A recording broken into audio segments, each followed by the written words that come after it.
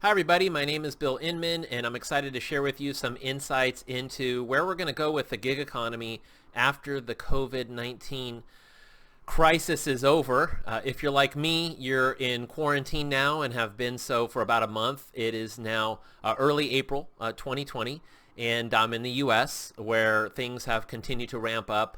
Obviously globally this has been quite impactful for all the labor markets and specifically for the gig economy, which is looking at some new scenarios that have come up that I believe are forebearers to some changes that are going to happen inside of the industry. So a little bit about myself before I give you some of those insights. I've been involved with contingent and gig labor for over 20 years, mainly as an entrepreneur and intrapreneur. I've been involved with multiple companies, starting them from the idea phase, being the first one in, to tens of millions, and one even went to over $3 billion in annual revenue. I've been lucky enough to spend most of my time over the past 20 years in the gig economy and contingent labor and the staffing industry, but I've also been quite active over the past 10 years in emerging technology. I'm now involved with multiple artificial intelligence and also blockchain companies. Was lucky enough to just be awarded my first blockchain patent in January of this year, which was a good start. Things changed significantly right after that to 2020.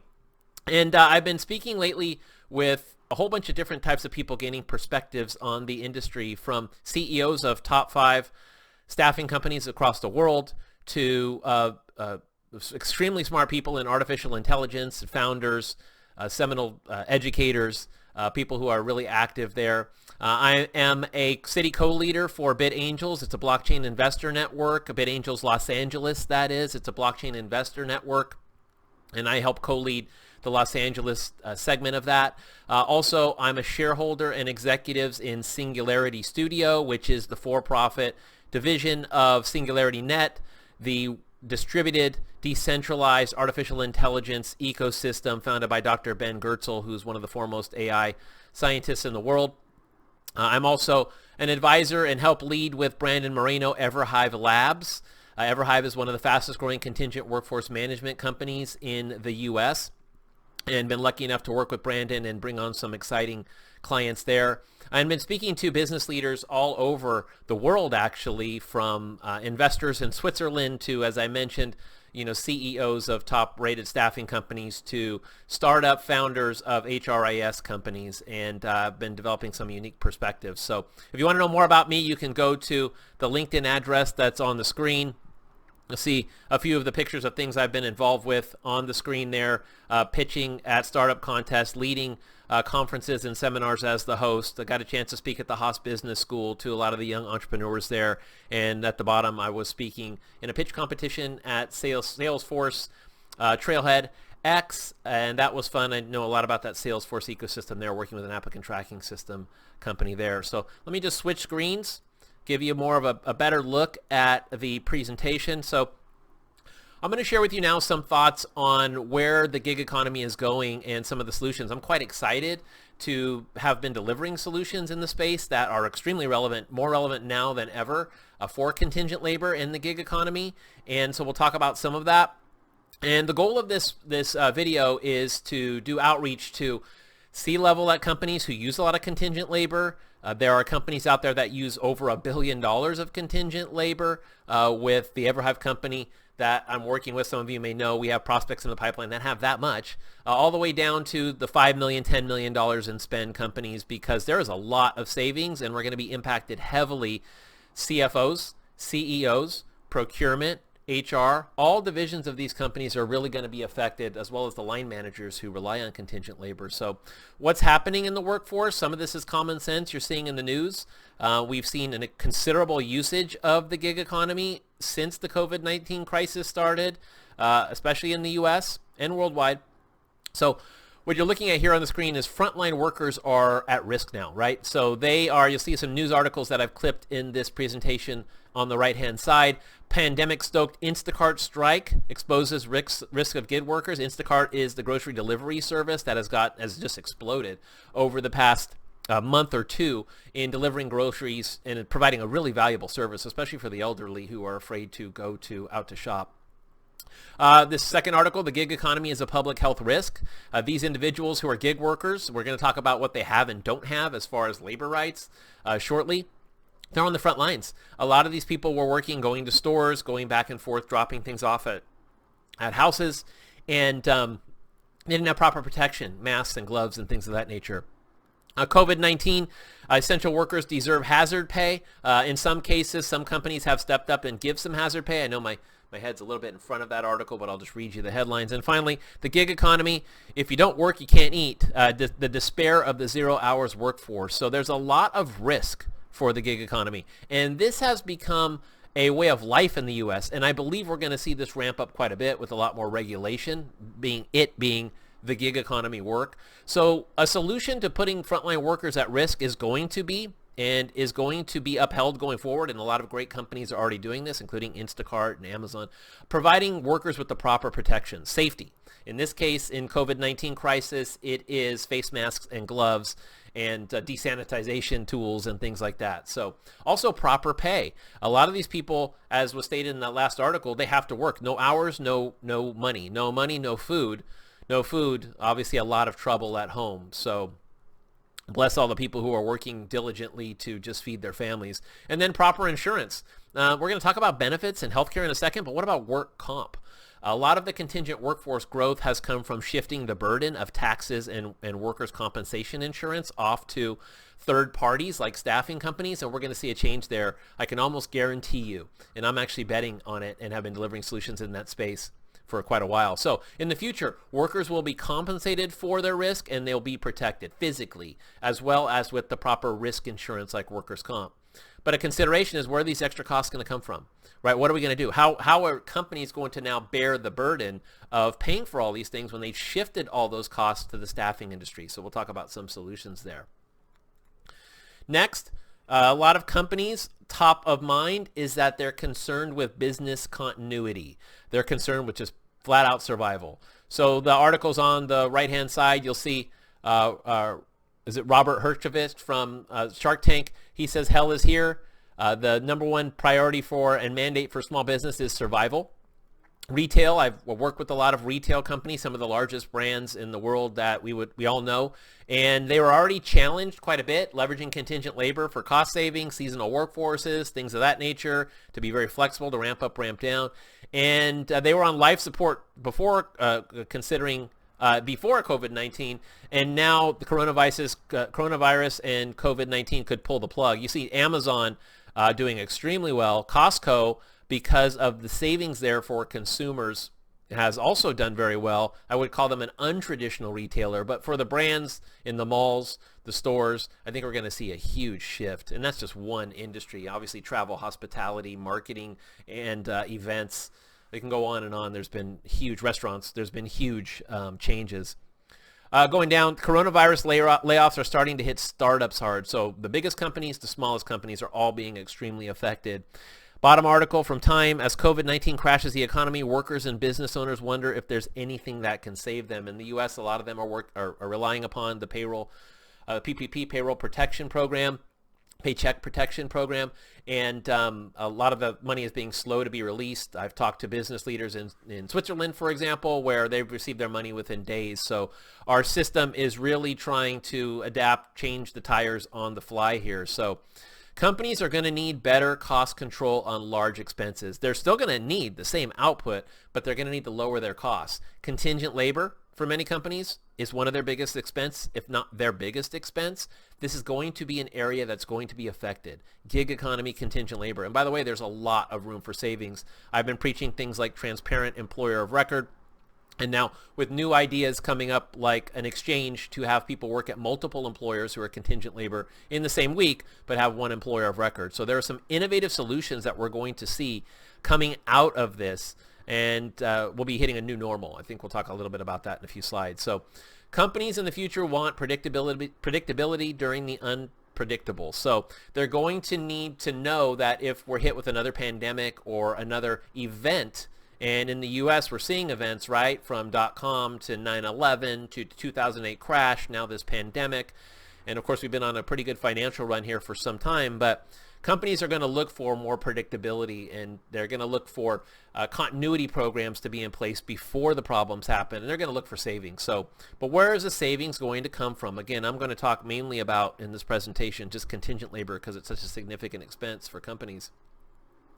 Next, gig workers do not have traditional labor rights. I firmly believe this is going to be regulated and changed. We're already seeing some regulations in the midst of emergency, but I think ongoing, this 1099 movement and this cash payment movement is going to move in the U.S. to more of a W-2 model. So there's going to be a huge opportunity for agile staffing companies, PEOs, and employer of records. Some of you who are watching this are C-level founders, owners, or work as executives inside of those type of companies.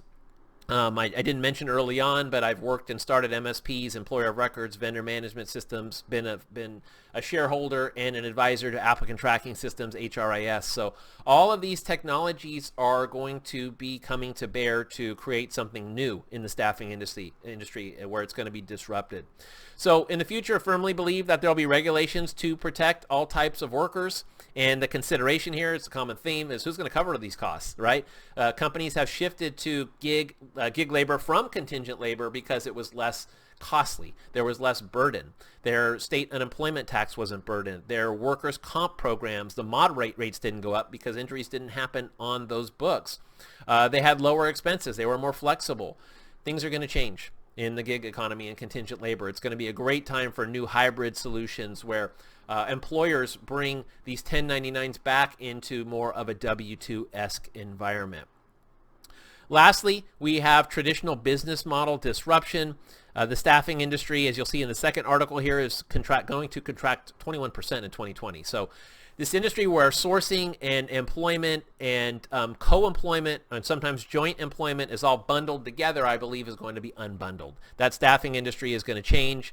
I'm a little bit excited about that because having seen what happened and been in the industry through the dot-com bust, through the 2008 downturn, through its growth periods, through MSP VMSs when we had sole suppliers and master vendors, and then understanding, because I'm involved with AI and also blockchain, where future tech and emerging tech is going to take it. I'm really excited about where this is going. I'm sure there's a lot of staffing owners who have been, and people in the staffing industry, and I have a lot of friends in the industry who have been hurt quite a bit from this. Unfortunately, talked to the CEO of a very large staffing company who was distraught and personally affected because he had to let go so many people in the past couple weeks.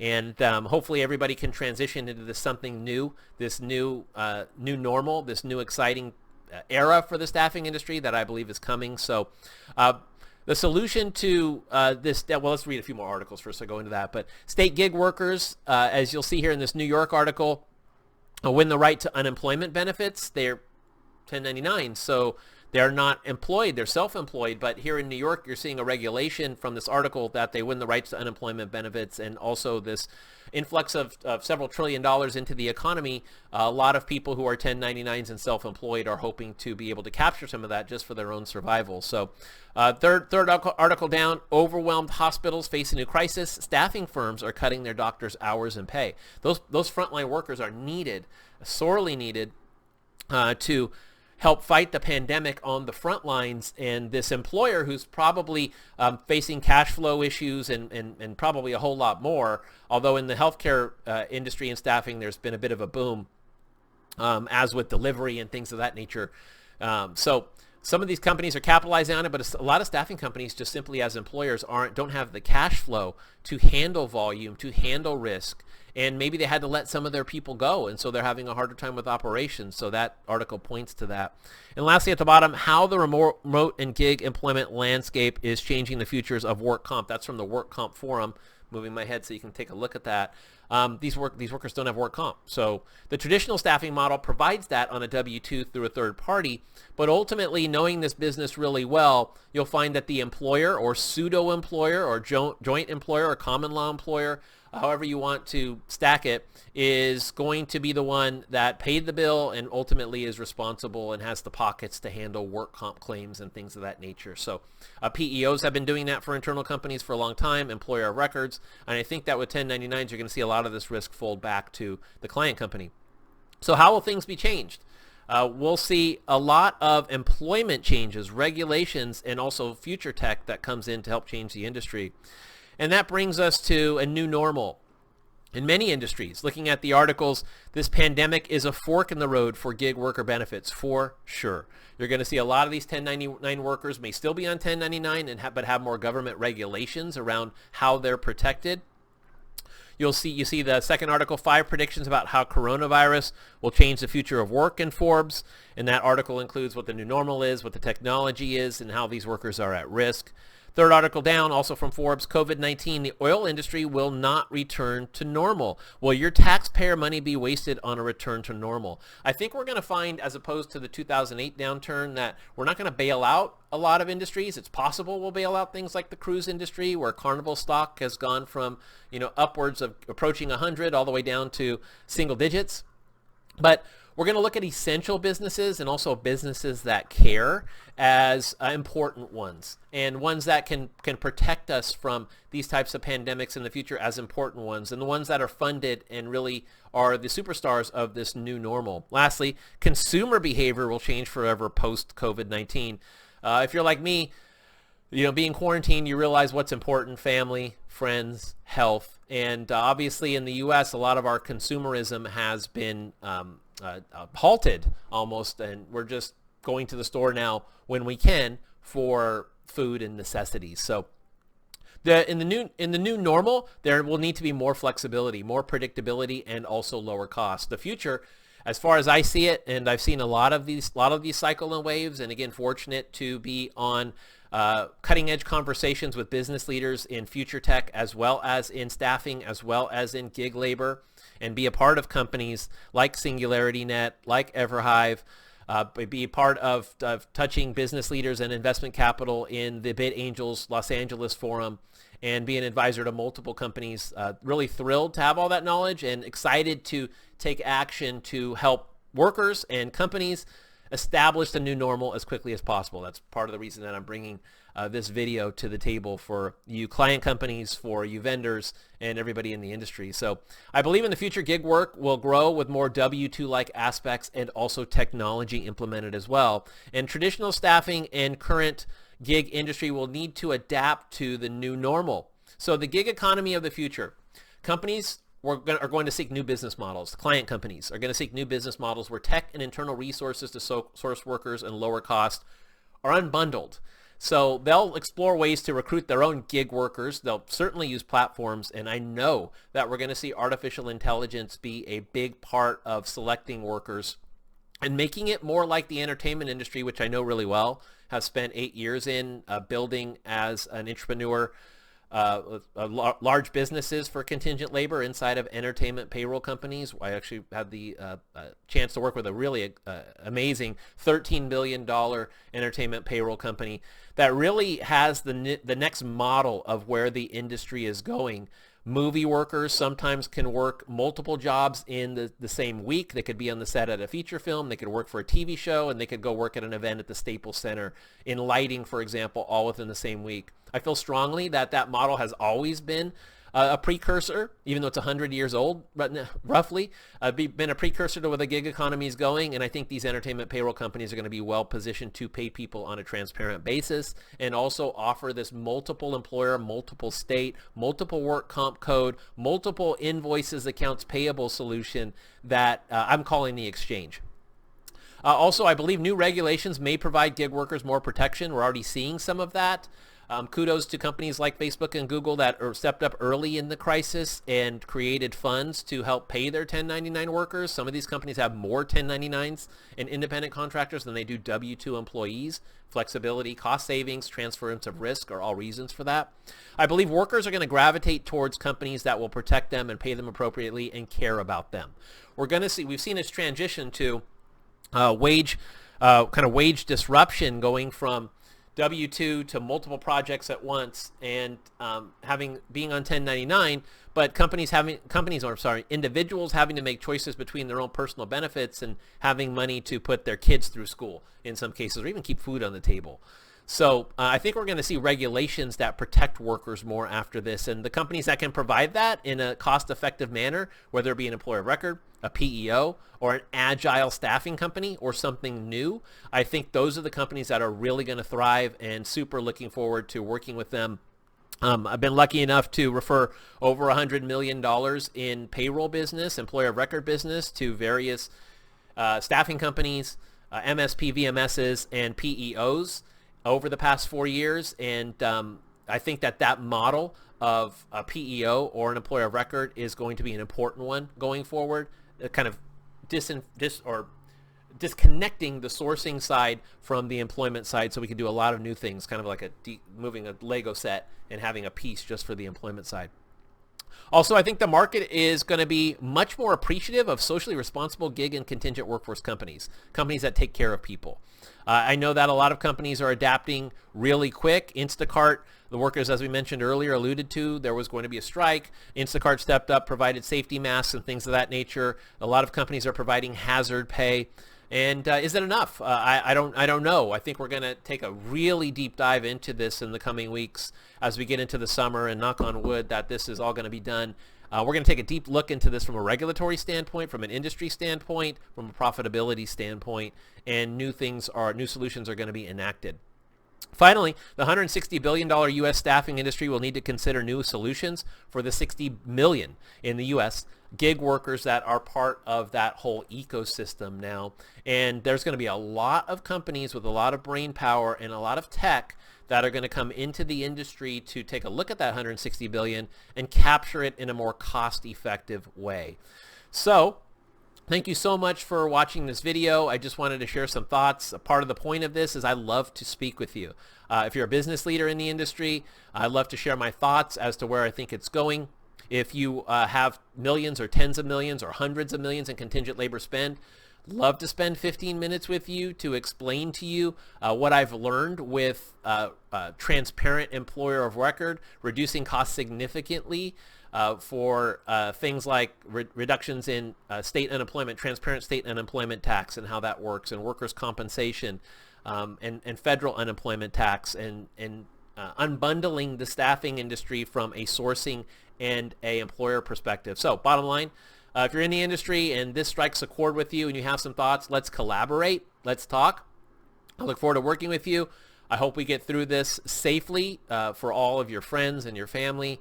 And I hope everybody comes out of it safe and healthy. And then also we're going to take a deep dive into the economy, and we're going to have to make it healthy and pandemic proof in the future. So once again, I'm Bill Inman. Appreciate you listening, and we hopefully will talk to you soon.